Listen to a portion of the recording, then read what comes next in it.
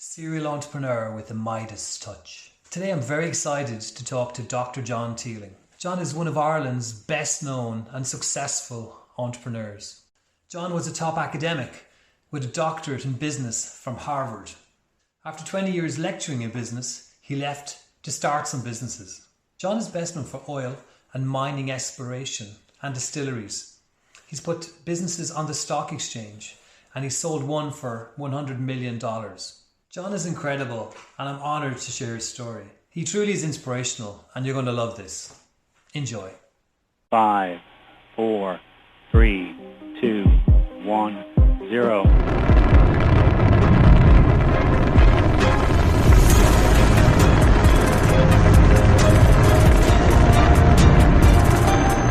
Welcome to the Selfmaker Show. This is your host, ConorLyn.ch.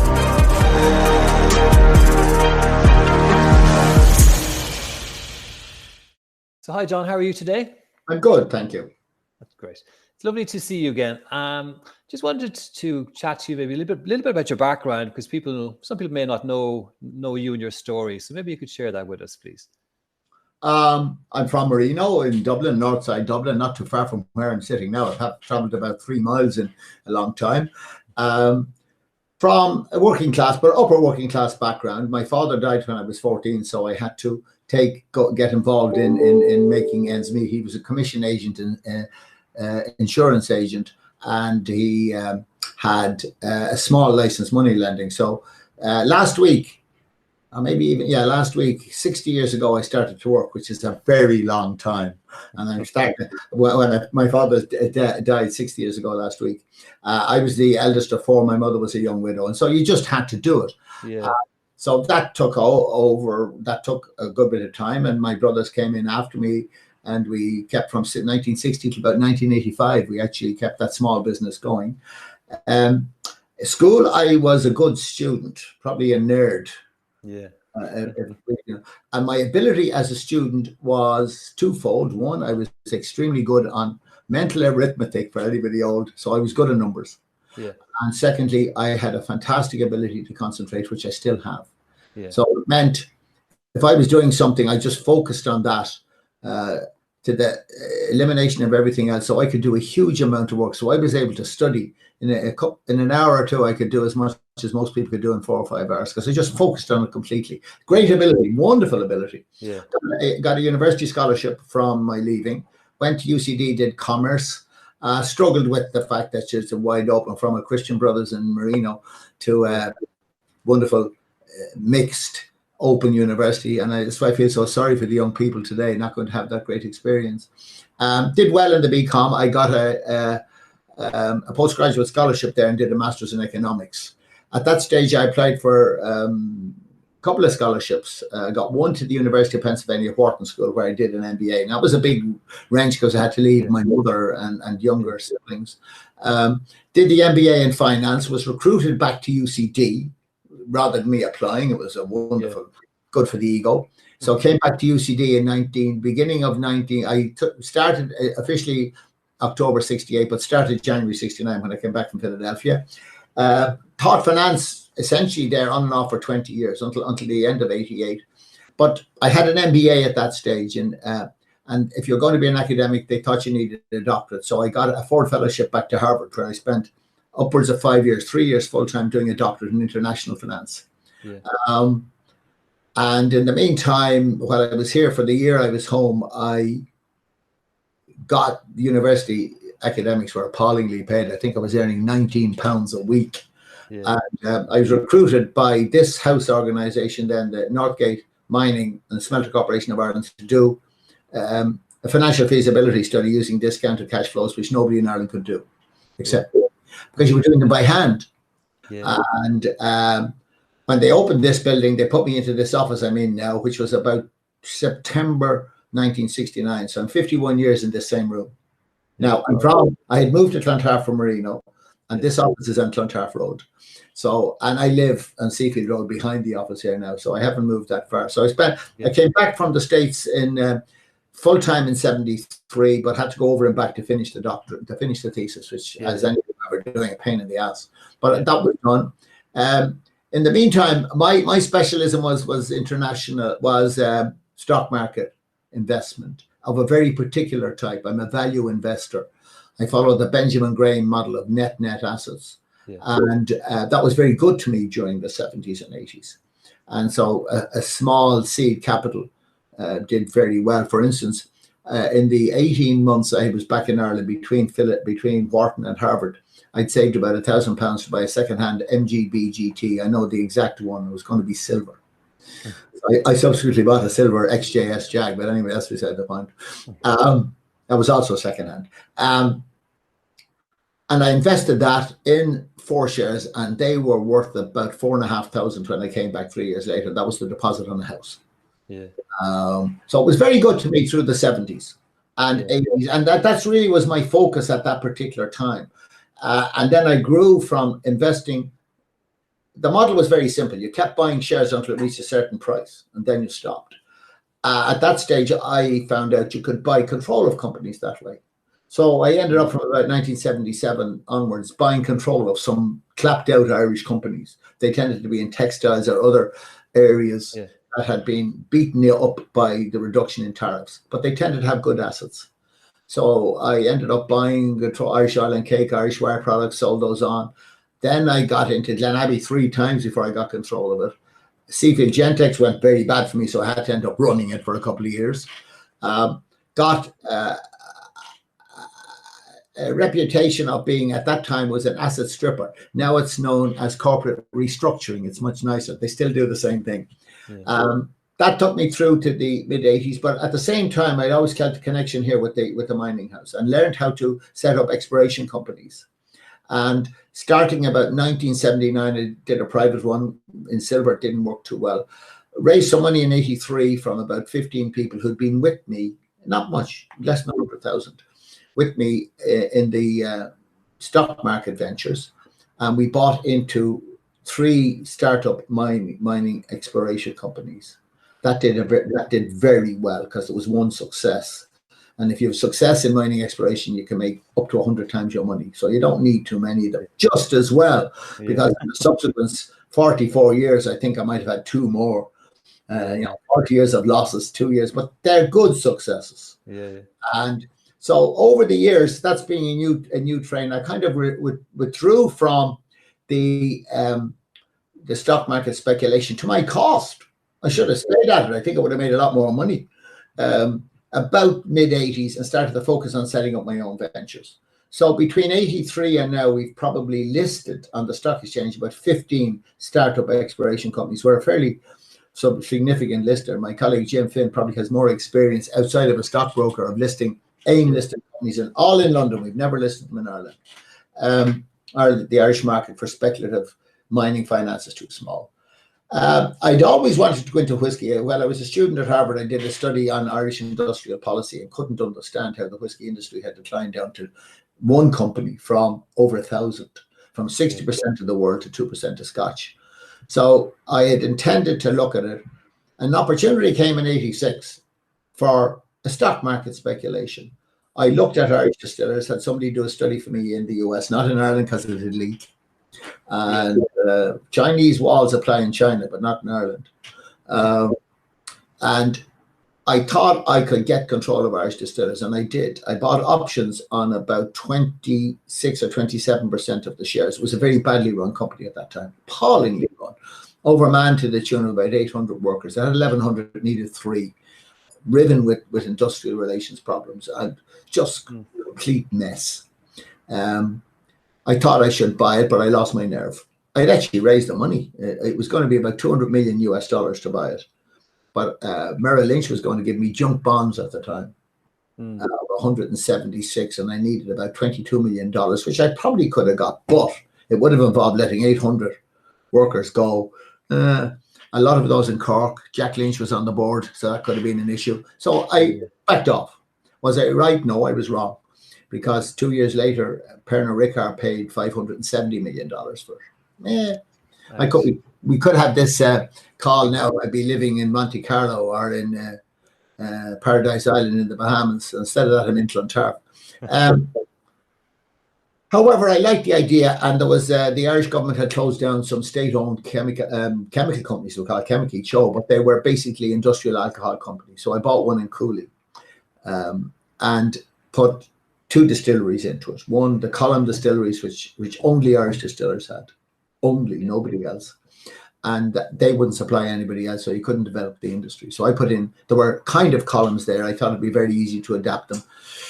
It wasn't, but we adapted them anyway. And I brought in some pot stills from the north of Ireland. So we had a pot still distillery and a column distillery. Got the funding for it, which was only about 2.5 million at that time, from the same group that had traveled with me and soldiered with me in the stock exchange in the 70s and in the mining companies in the 80s. They were doing well, so they gave me the money. Those initial investors would have done very well out of Cooley. It took about 18 months to get it into production. Was I right? No, I was hopelessly wrong, because I was too clever by half. We were about 14 years away from when it really needed to come on stream. Young people started to drink brown spirits again around 2000, and that trend has, in fact, expanded and strengthened in the last 20 years. So we struggled. We lost money for 11 years in it. I was being kept going by the mining companies, the exploration companies, because we'd gone into oil ventures as well, which were going well. So we got some money out of those. But from about 2001 onwards, we didn't notice it till about 2004. We thought we were doing very cleverly with our marketing, whereas in fact it was people were buying our products. Just young people wanted alternative. The one thing that Cooley did, which is really the legacy, is when there was a monopoly, Irish Distillers was a monopoly, they just focused on a couple of products. They did not see that they should develop other products. So when you went to a big retailer, say in the States, you'd have a complete aisle of scotch, maybe 500 or 600 scotches. And at the very end, you'd have a bottle of Bushmills and a bottle of Tullamore. Not that much Jameson in the States at that time. What we did is we created choice. And we sold to people. Our strategy changed dramatically. Originally, we thought we could sell branded products. That never worked for us in 25 years. Jack and Stephen, my sons, are doing that with Teeling whiskey now, and doing better than we did, because developing branded products in a marketing intensive, brand intensive oligopoly is not easy. We don't do that at all in our current one.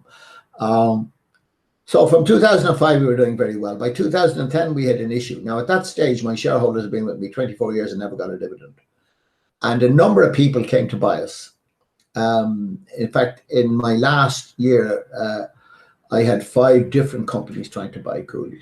We sold to what we thought was the best one, which was Jim Beam, which controlled 53% of the American whiskey market. And much bigger percentage of the market than, say, the more Brown-Forman and Jack Daniels, which is really not so much a whiskey, but it's a bourbon. And we got a very good price for it. Now, because we had failed to the extent that we hadn't sold everything we'd made, so we had all this inventory. And one of the joys of whiskey, thank you God, is that it gets better over time. So if I had an 18-year-old whiskey, it meant I'd failed to sell it for 15 years from the time it was 3, but it was worth a lot more.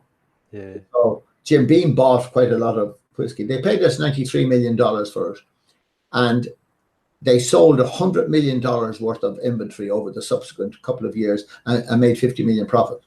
So it was good.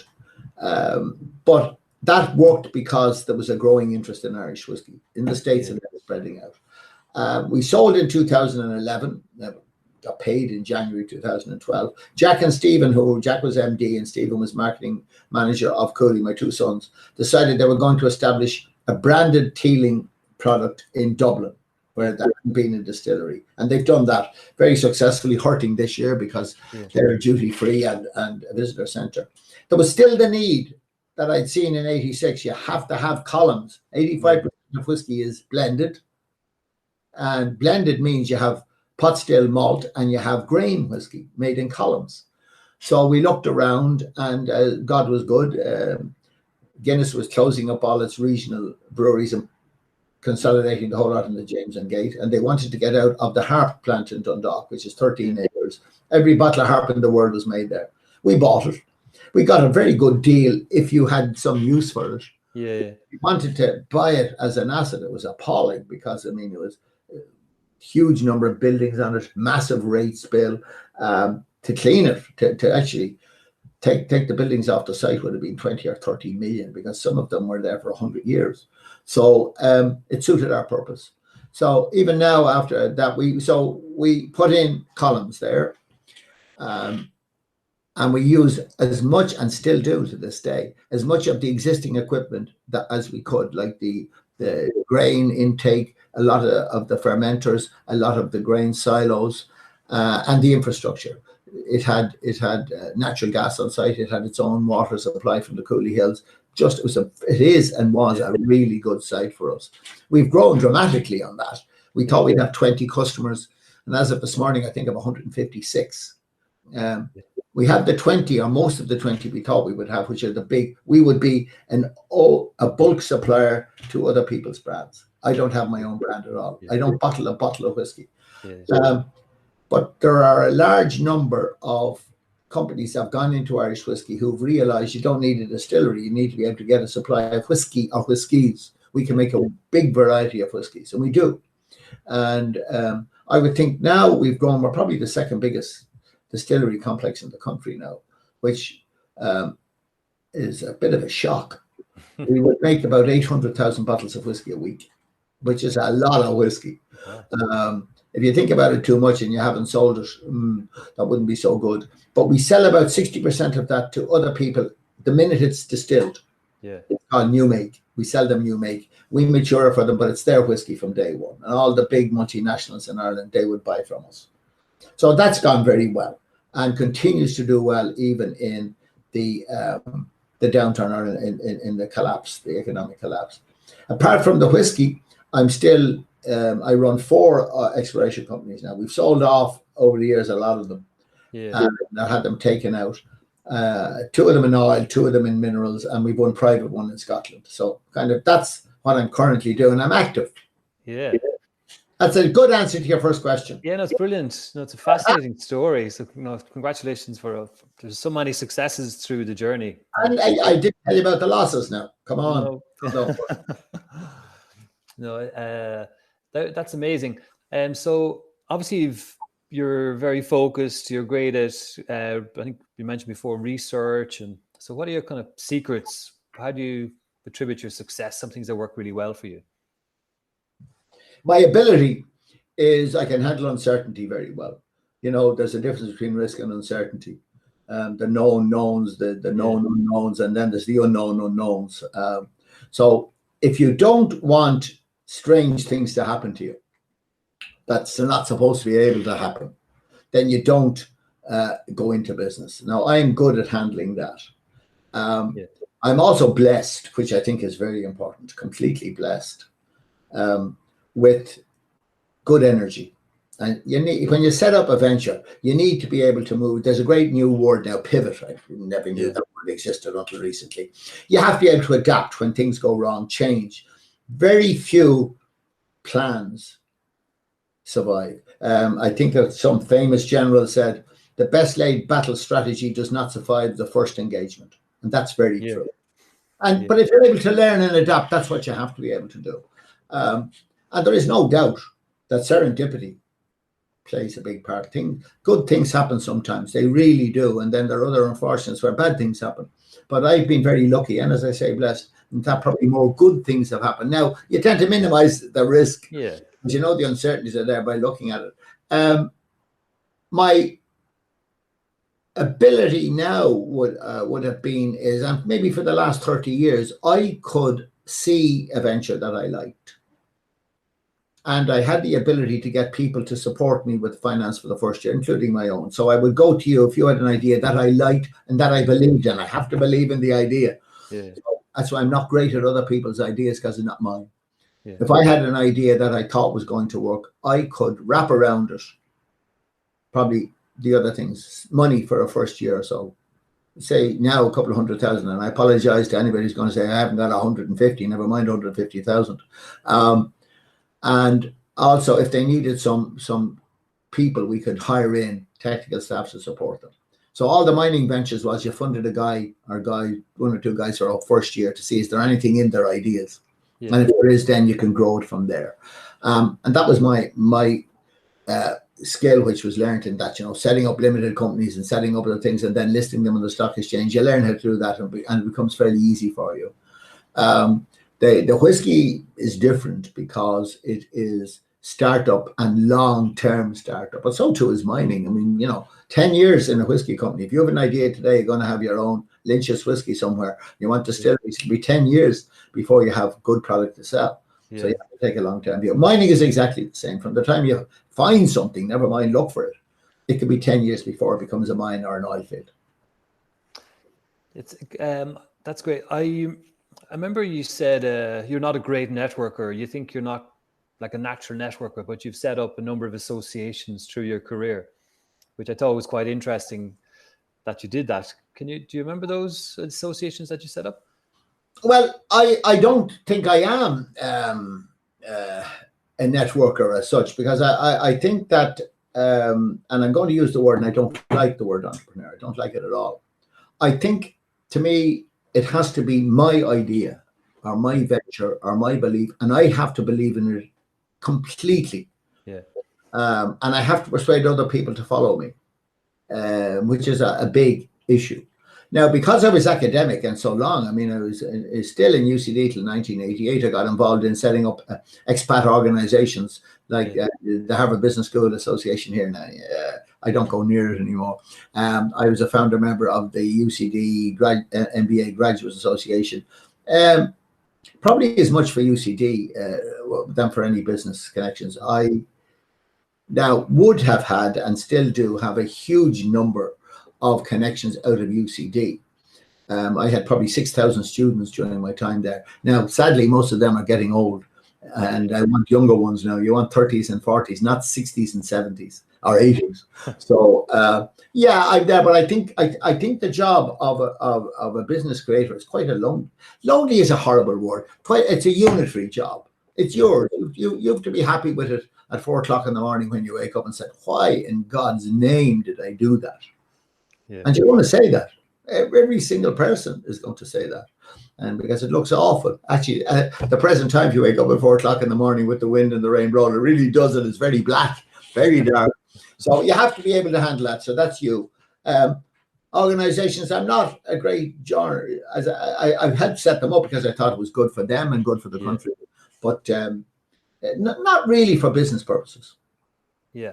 So I think you mentioned the Whiskey Association before. So that's sorry, Irish Whiskey Association. Oh yeah, that came about. It was there was only 2 of us in the Irish Spirits Association maybe 30 years ago, but whiskey only started. I think the IWA was only finally set up. Now the Irish Spirits Association grew first. That's still running. So this is a spin-off from the Irish Spirits Association.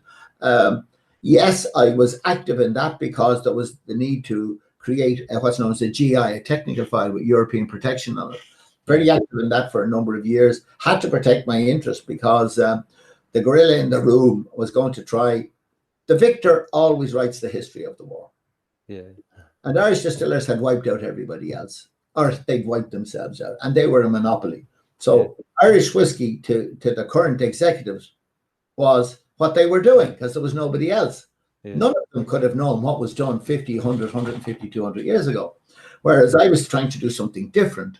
So I had to be very actively involved. I won a good few of the battles, but I lost some serious ones. So the Irish technical file represents really the current dominant player more than, say, the Scotch Whisky Association would. Scotch companies, there's 100 of them. Yeah. Very good. And tell me, you obviously believe in your own ideas. You back your own ideas. Have you any advice for people who they're toying around with an idea, or they've got an idea that they're trying to get up and running, but they're not quite sure? Any tips for them to move forward with confidence in their idea, or drop it? I wouldn't recommend really that anybody drop anything they're trying to think through. It's a very good lifestyle, though it can be stressful. having your own venture and controlling it yourself is very satisfying. Even the very bad times are good. I mean, the 4 o'clock in the morning, it becomes 8:30, 9 o'clock, and it gets bright, and things are different. And I said that to my sons. I said, fellas, the bad days like they're having at the moment, because the visitor centres closed, the duty free is non-existent. They should enjoy these times. It's a hell of a lot better than sitting in an office totting up figures. Certainly much, much better, and you wouldn't change it. I don't think I would change. I think when you have to go to war when things have gone wrong, and so you're called to the barricades, you get out of it. I think that's great. And now you might prefer a little less of it, but I actually think for Jack and Stephen, these 2 years will be the making of them completely. I mean, this is where they earn their stripes, to use a good mafia situation, and they do. They have to. They'll sink or swim, and they won't sink. They'll swim.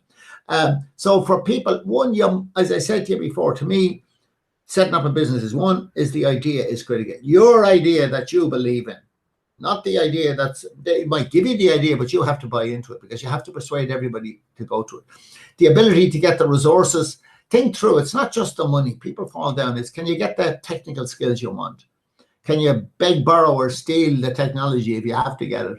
Can you get somebody? I mean, I knew nothing about whiskey. I don't drink it, but I was able to get somebody who could make it. And in fact, after 40 odd years, he's world class now. He was a chemical engineer, came back from the States. In the mining ventures, I'm not an engineer. I'm a money man. I'm not a geologist. So I was able to get unemployed geologists who are really world class. In fact, the first company that was set up, I was sitting with a long-term partner of mine, Donald Kinsler, who was a speculator with me on the stock exchange. That's what he liked to do. And we were sitting in the kitchen having tea, looking at the back garden. And there was a guy, I won't give his name, who was a class geologist. Mining had failed in Ireland. It had gone down because of changes in the regulations. And he was unemployed. And he was doing my garden and planting bushes. And this fella had a master's from Imperial College. And this was wrong. It was wrong. He was good. So we called him in, sat him down and said, look, X, what do you want for a year? How much are you earning there? So he only wanted 15 grand. Yeah. So we said, right, we'll fund you now. And that became 2 public companies. That's where it came from. And, we were able to get the people on that. Yeah, as I said, you must be able to take the uncertainty, and you must have energy to change when it goes wrong. But if you really do believe in it, if you don't, keep your time, maybe it will change. Now, you get the odd very strange person who's 18 who can do the things, and we all hear about them. You hear about the Microsofts and about the Facebooks. But in fact, Jeff Bezos, who's the best of them all now, was probably in his 30s. Elon Musk was probably in his 30s before he set up Tesla. Now he had other things going for him. So experience is not a bad thing to get. Plus, you get a bit more self-confidence. I had the self-confidence quite early. But before the big ventures, I was probably in my 83. I was 27. 20. What am I talking about? Was I 37? 46. I was 37. Yeah. And you do a lot of reading, I think. A lot of reading, a lot of research. Yes, I used to do it when I was at the very beginning, when you had no money, so you couldn't afford. Now I'm not as good at all now as I was. I had very intensive. I always loved to read. Thank God. I would read 3 morning papers still. I've only read 2 this morning because I was late. The 3rd one's on the desk here. Has to be read. It'll be read now in the next hour. And I would have got magazines like Investors Chronicle, Business Week, and The Economist. I only stopped the subscription to The Economist in the last year or 2, and I'm sorry I did. I should get it again. I prefer the hard copies. That's because of my age. And I wouldn't read a lot of business books. I'm not into that. But in terms of the ideas, I would have the ventures, for instance, if you're looking at things like the moment out there, if you're looking at renewables, you gather as much as you can. Some of the areas I would be interested in, lithium-ion batteries.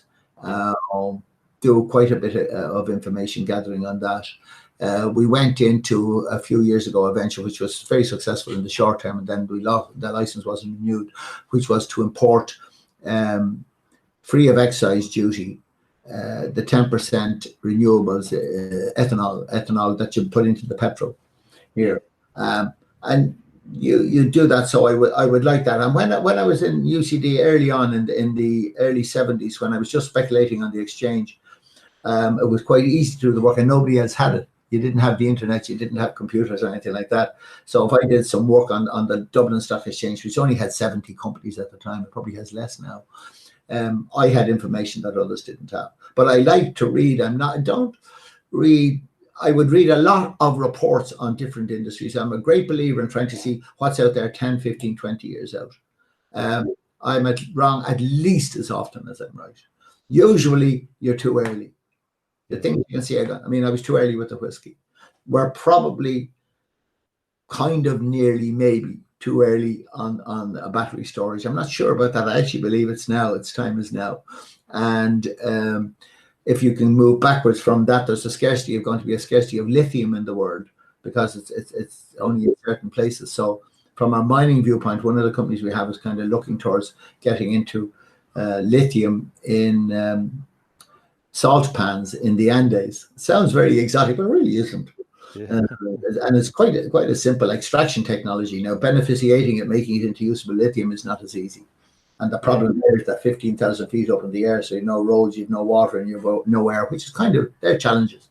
But so that's the kind of thing I would still do and enjoy doing that. I like, if you like futurology, I like looking at where mega trends are going to happen. Excellent. And how important are the numbers then for those that are self-employed or starting their business or getting up and going? Yeah, I have to be careful here, because I was lucky in that I had two things going for me. One, I had a UCD job, and they were very good to me, because I started lecturing there. I was a tutor when I was 20. I started lecturing at 22, which was young. And then Michael McCormick was very good to me. Over a period of years, he allowed me to develop business interests so that I could talk to the students. I'm a very, very strong believer that business academics need to be practitioners, like lawyers and doctors, because it's not the same. Now, you can learn everything you like, but you got to learn out of the trenches. You have to learn what you can talk about. It teaches you humility. Yeah. And I'm afraid maybe now they don't do that. And indeed, the great academics in the US, they don't practice. They tend to become practitioners after they become senior academics. So I don't know where I was going with the question, but it was important to me that I would keep, the academic was very good to me, because I learned a lot from the students. And I had to leave it in 88 because my business interests were starting to really impinge on the lecturing. Yeah. I think I asked the wrong question, but it doesn't matter. Yeah, no, it's important, the importance of finance and figures.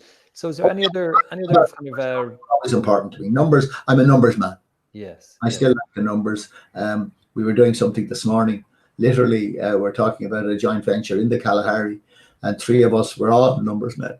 And we're just looking at what would we get, what would be there at the end. And, you do it pen and paper on a single page. Actually, it's here somewhere just in front of me. So, the numbers can be simple. Don't be too complex. Yeah.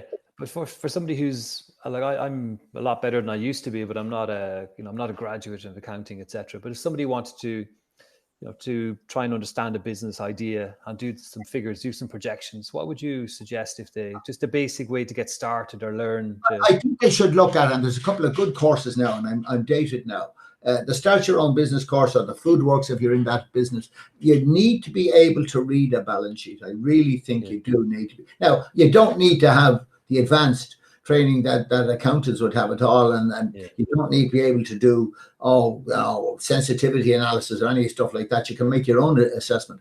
But I think it's no harm to know the difference between the various items on a balance sheet. No harm to understand cash flow, simple things like working capital management, which at the moment, now luckily Jack and Stephen are finance guys as well, my two sons. And they're, if you're looking at 18 months, 2 years, 2.5 year disastrous economy, cash is king. If you can't pay your wages on a Friday, you're bunched. Simple as that.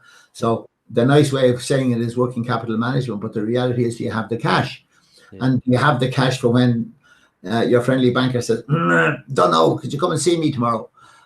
Because they want to cut it back. So you have to understand how you can manage your cash. Now, it doesn't require a simple course on that, or there's a simple books in that area. I do think you need to know how to read a balance sheet. I think there's limited understanding that you need of your production process, unless you're a production guy. If you are, great. I'm not so sure I know much, even after all these stages, as to how really to make whiskey. I know how it's done. Would I be able to distill?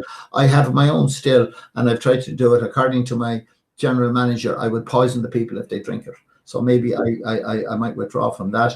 I have not done, I've never panned for gold. Yeah. I think it's difficult. I just find it very easy. I find it very hard.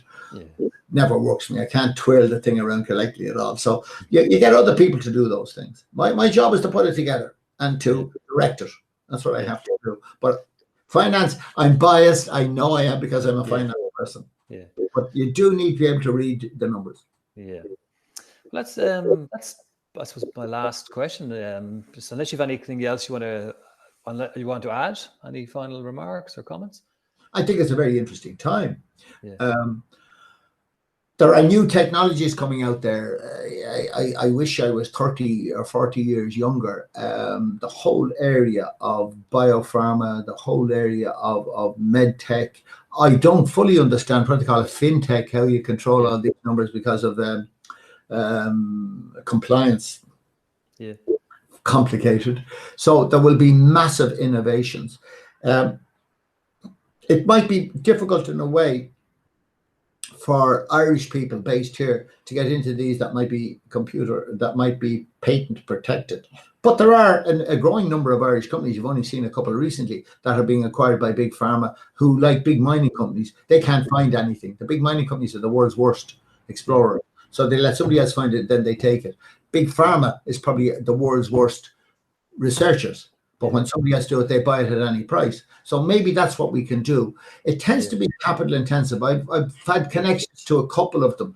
So, you put up the first 200 grand. The trouble is the first 200 grand in pharma doesn't get you anywhere, or in pharma tech, medical technology. But they are big areas there. I think renewables is fascinating. Absolutely. I'm fighting hard with my colleagues here who are like the Luddites and like the Alamo.